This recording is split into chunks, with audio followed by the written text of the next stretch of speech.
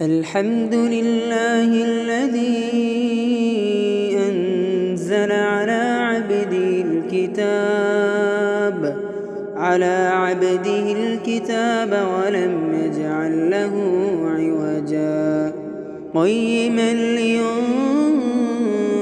بأسا شديدا من لدنه ويبشر المؤمنين الذين يعملون الصالحات أن لهم أجرا حسنا ماكثين فيه أبدا وينذر الذين قالوا اتخذ الله ولدا ما لهم به من علم ولا لآبائهم كبرت كلمة تخرج من أفواههم إن يقولون إلا كذبا فلعلك باخع نفسك على آثارهم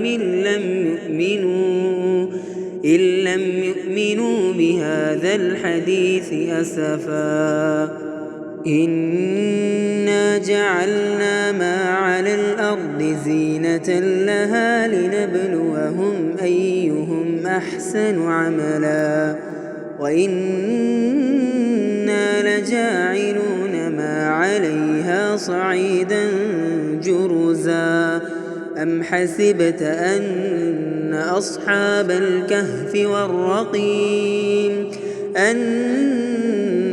أصحاب الكهف والرقيم كانوا من آياتنا عجبا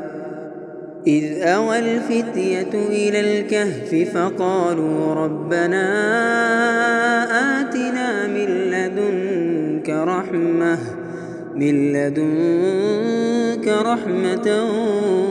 ويهيئ لنا من أمرنا رشدا